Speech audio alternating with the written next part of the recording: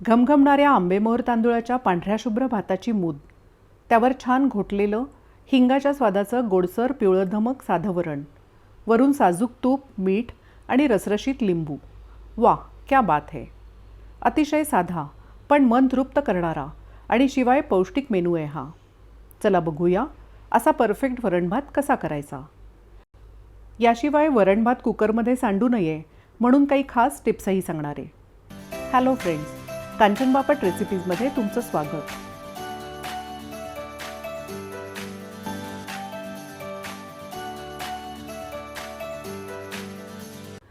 साधं वरण भात करण्यासाठी हे असं अगदी साधंसुधं साहित्य लागतं.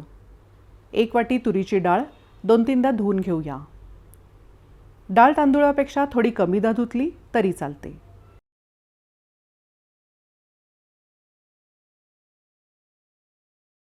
धुतलेल्या डाळीत दुपटीहून थोडं कमी पाणी आपण घातलंय.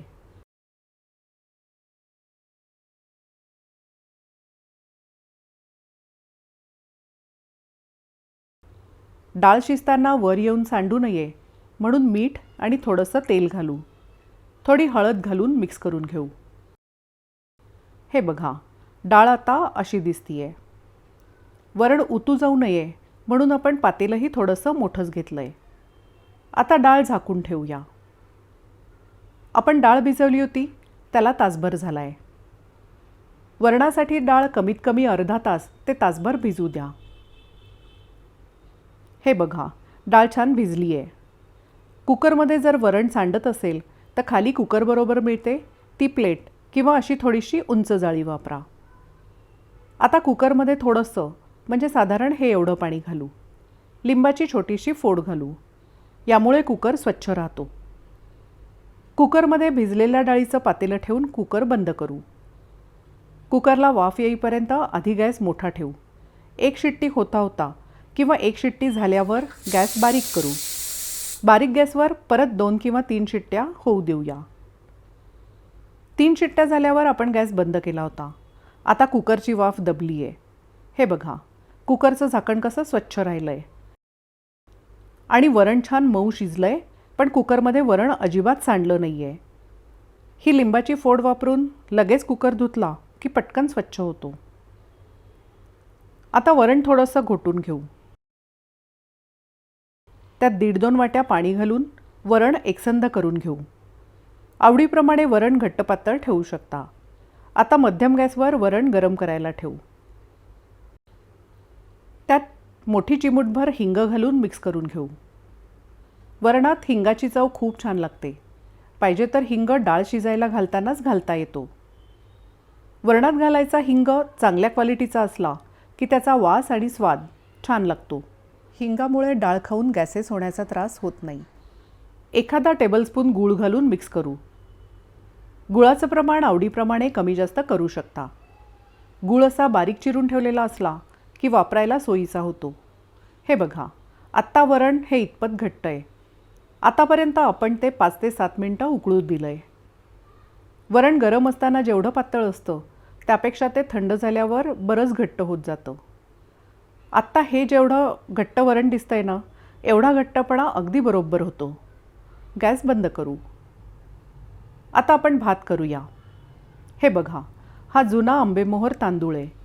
वरण भात करताना शक्यतो आंबेमोहर किंवा इंद्रायणी तांदूळ मी वापरते. याशिवाय काली मूछ, सुगंधी चिन्नोर, जिरे साळ असे काही प्रकारचे तांदूळही बरेच जण वापरतात. आपण तांदूळ कमीत कमी 3दा धुवून घेतोय. तांदूळ धुताना तांदूळ जास्त न चोळता पाणी असं हलवून तांदूळ धुवायचे. यामुळे वरची पावडर निघते पण तांदूळाचं सत्व जात नाही. स्वच्छ धुतलेल्या तांदळात बरोबर दुप्पट पाणी घालू.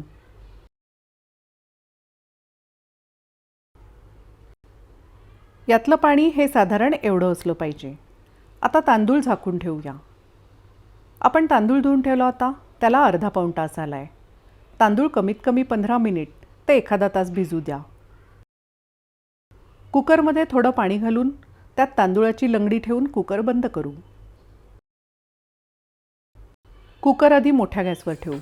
पुरेशी वाफ आल्यावर गॅस बारीक करू. बारीक गॅसवर 2 शिट्ट्या झाल्यावर गॅस बंद करू. आता कुकरची वाफ दबली आहे. हे बघा, आपला मऊसर भात तयार आहे. आणि पहा, खाली कुकरमध्ये अजिबात सांडला नाही आहे. आपलं पिवळं धमक एकसंध वरण, वाफाळता मऊसर भात, तूप मीठ लिंबू तयार आहे. आता पानात मीठ आणि लिंबू वाढू, कारण पानात नुसता पांढरा भात वाढण्याआधी त्यात काहीतरी वाढलेलं असावं असं मी लहानपणापासून ऐकलं आहे. आता वाटीला थोडं पाणी आणि तूप लावून घेऊ. रोज नाही, पण पंक्तीत अशी भाताची सुबक मूद करूनच भात वाढला जातो. यामुळे पान नीटनेटकं दिसतं.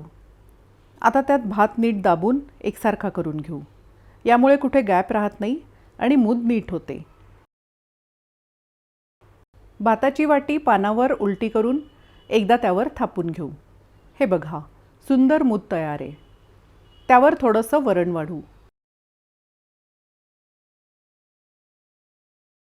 त्यावर साजूक तूप वाढू. आपला वरण भात आता खाण्यासाठी तयारच आहे, पण अजून एखाद्या मिनिटात. पंगत वाढताना भातावर थोडंसंच वरण आधी वाढलं जातं. यामुळे वरण ओघळून बाकी पदार्थात मिक्स होत नाही. मग जेवायला सुरुवात करताना पाहिजे असेल तर थोडं मीठ घालून त्यावर लिंबू पिळून भात असा हाताने मोकळा केला जातो. मग भात मोकळा केल्यावर परत पाहिजे तेवढं वरण घालून नीट कालवून घेतला जातो. बघा, आतापर्यंत वरण कसं घट्टसर झालं आहे. हे झालं मोठ्यांसाठी. लहान मुलांना जर भात भरवायचा असेल तर एक एक घास असा अजून थोडा दाबून मऊसर करून खायला घातला जातो. अशा पद्धतीने केलेला वरण भात खायला खूप मस्त लागतो. वरण भात हे पूर्णान्न आहे.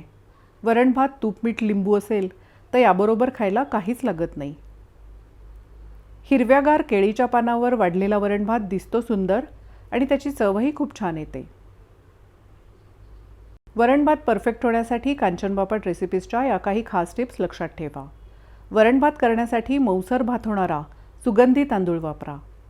भात फार फडफडीत न करता असा मऊसरच होऊ द्या. मी नेहमी वरण थोडंसं आधी करते आणि भात अगदी खाण्याच्या वेळेला तयार होईल अशा वेळेला करते. भाताचा कुकर उघडून भात डायरेक्ट पानात घेतला की त्याची चव सगळ्यात छान लागते. वरणात हिंग, गूळ, मीठ घातलं की छान सौम्य चव येते. डाळ आणि तांदूळ पुरेसा वेळ भिजवून ठेवले की वरण भात छान होतो. वरण भात शिजवण्यासाठी पुरेशी मोठी भांडी वापरा. डाळ कुकरमध्ये सांडू नये म्हणून डाळ भिजवताना त्यात मीठ आणि थोडं तेल नक्की वापरा. सुरुवातीला शक्यतो कुकरबरोबर मिळते ती प्लेटही खाली ठेवा. कुकरमध्ये खाली खूपच जास्त पाणी घालू नका. ते पाणी वरण भातात मिक्स होऊनही वरण भात सांडतो. शक्य असेल तर वरण आणि भात वेगवेगळं शिजवा. ते शक्य नसेल तर खाली डाळ आणि वर तांदूळाचं पातेलं ठेवा. वरण करण्यासाठी गॅसवर ठेवू शकू असं जाड बुडाचं पातेलं वापरा. ते सोयीचं होतं. वरण भातावर तूप आणि लिंबू नक्की घ्या. या दोन्हीमुळे वरण भाताची चवही वाढते आणि पोषणमूल्यही. मी इथे वरणासाठी 3-4 आणि भातासाठी 2-3 शिट्ट्या सांगितल्या आहेत. पण क्वांटिटी, धान्याची क्वालिटी, पातेल्याचा आकारमान यामुळे यात थोडाफार बदल होऊ शकतो. वरण भात यात अशा अगदी साध्यासुध्या पण मराठी खाद्यसंस्कृतीतल्या खूप महत्त्वाच्या पदार्थाबद्दल मी जास्तीत जास्त डिटेल माहिती देण्याचा प्रयत्न केला आहे. मला माहिती आहे मुरलेल्या गृहिणींना हे सगळं माहीत असणारच, पण अगदी नव्याने स्वयंपाक करायला लागलेली मुलं मुलीही माझ्या चॅनलचे सबस्क्रायबर्स आहेत. त्यांच्यासाठी हा व्हिडिओ मी इतका डिटेल केला आहे. तर आता याप्रमाणे वरण भात करून बघा आणि मला नक्की सांगा तुम्हाला हा व्हिडिओ कसा वाटला ते. तुम्ही जर कांचन बापट रेसिपीज हे चॅनल पहिल्यांदाच बघत असाल तर ते प्लीज सबस्क्राईब करा. वेगवेगळे व्हिडिओज बघा. आवडले तर लाईक करा आणि आपल्या मित्र आणि नातेवाईकांबरोबर शेअरही करा. Happy cooking.